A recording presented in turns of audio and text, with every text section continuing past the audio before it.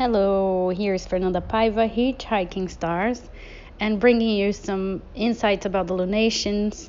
And we're still deep in eclipse season. So we're headed towards now, and what we're going to be talking about is the solar partial eclipse. So the new moon that's going to be happening on the 29th of March 2025. I mean, between 28th and 29th, depending where you are in the world.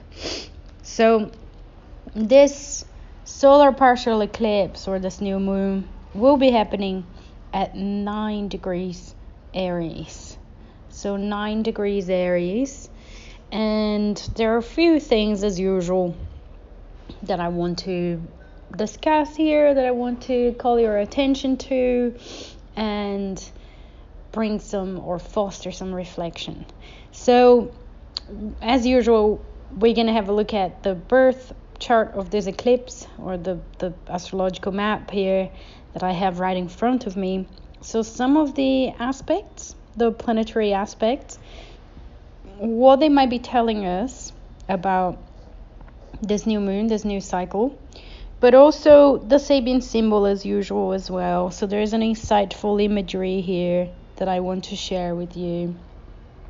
And before that, just a couple of words on the continuation of eclipse season.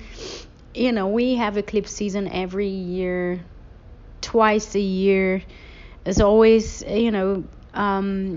something that happens and is part of the cycles. And I like to think about astrology as cycles within cycles within cycles.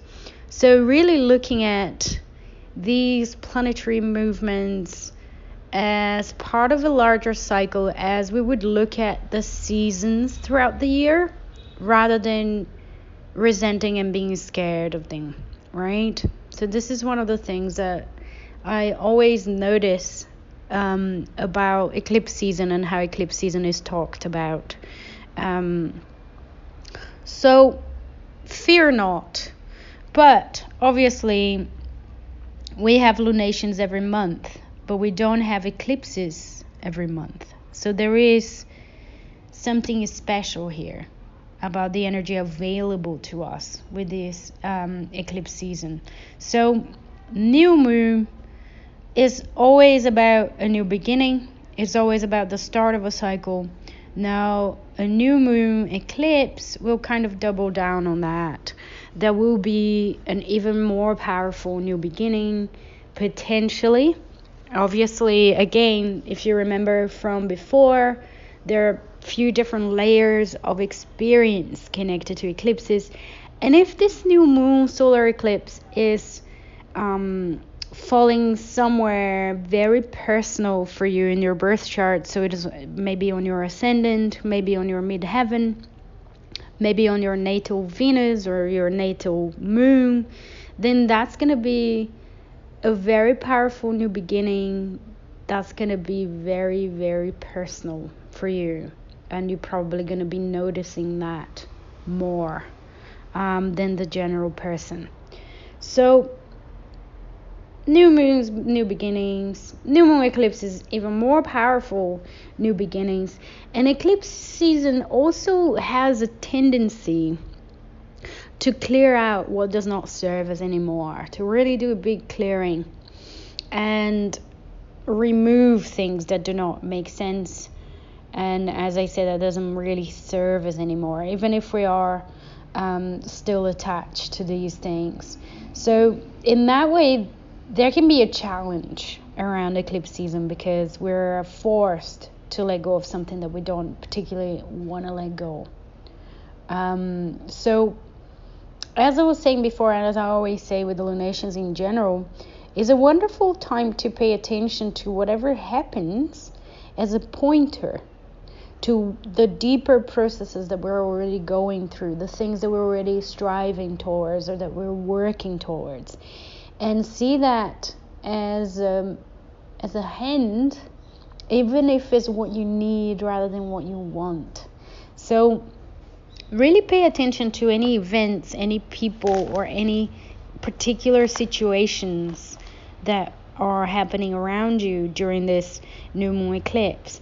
because they'll be pointing out to something important. So those are some of the words I wanted to share with you about eclipse season in general, and the new moon eclipse season is like a new moon steroids. So a very, very powerful new beginning of a cycle. All right. Now, let's have a look at the Sabian symbol. So first, what is the imagery connected to the new moon at 9 degrees Aries? So what is the Sabian symbol for 9 Aries? Reminding you as well that this new moon carries the energy of the Emperor from the major arcana cards. And the Emperor is associated with Aries, which I think is so fascinating because Aries is associated with a much younger energy. It's the first sign of the zodiac, is the beginning, is spring, is the first shoot coming out of a plant, and it has a youthfulness connected to it. But the Emperor brings us an antidote, an idea, an advice to Aries as well as an imagery. And that is of becoming an authority, of developing that sense of groundedness, of picking our battles, choosing the battles that we're going to get involved with rather than just jumping into every single one. So with the Emperor in our minds and our third eyes, let's talk about the Sabian symbol. So 9 degrees Aries, the Sabian symbol is a teacher gives new symbolic forms to traditional images. So a teacher gives new symbolic forms to traditional images. Now, I can see a connection here again as the Emperor being this teacher here, because the Emperor is that more mature image of Aries. So, an authority figure in that Aries sort of flavor of life. But what I can't help but think as well with this Sabian symbol is the balance between Aries and Pisces. And when I look at the chart of this new moon as well, this is what I see, right? I see Saturn, the North Node, Venus, and Neptune all in Pisces, and Mercury, the Moon, the Sun, and Chiron all in Aries. So this new moon eclipse has these two very powerful stelliums, one in Aries, one in Pisces. So that's really fascinating for me because very soon we're going to be witnessing Neptune moving to Aries. Later on, we're going to have Saturn moving to Aries as well this year, popping back to Pisces again, going retrograde and all. And we're already witnessed Venus going retrograde in Aries, and now Venus is back in Pisces, conjoined Neptune here during this new moon eclipse. And Mercury is also retrograde. It is at 0 degrees Aries. So Mercury is just about to go back to Pisces as well. So there are many different planetary movements going back and forth between Aries and Pisces. And these two signs of the zodiac are so different, right? If you think about the wheel of the zodiac and the 12 signs of the zodiac, each sign that comes after is very different from the previous one in terms of elements, in terms of mode of operation. So we've got Pisces is the last sign of the zodiac, is water and mutable. And then we have Aries, which is the first sign of the zodiac, the very, very first one, and is fire and cardinal. So we go from mutable to cardinal, and from water to fire as well. So very different energy. But how can we bridge them? How can we bridge these two flavors here? How can we make sense of these two flavors? If someone had all of that in their birth chart, how would we interpret that? And for me, there is something about the lessons and the symbols that this Sabian symbol is talking about. So new symbols to traditional images. And I do have a feeling that this is something that I can see with the exchange here between Aries and Pisces. With Pisces being the more traditional images, and Aries bringing new symbolic forms to it as well. Aries will be talking about the emergence of the individual. So this solar eclipse has something to do with healing the individual further, right? Our individual selves. A healthy individual expression, right? A healthy individual expression that's courageous, is bold, is fearless. It's a leader, is the first one, is a pioneer, right? But also knows how to pick those battles, or which battles to really go for.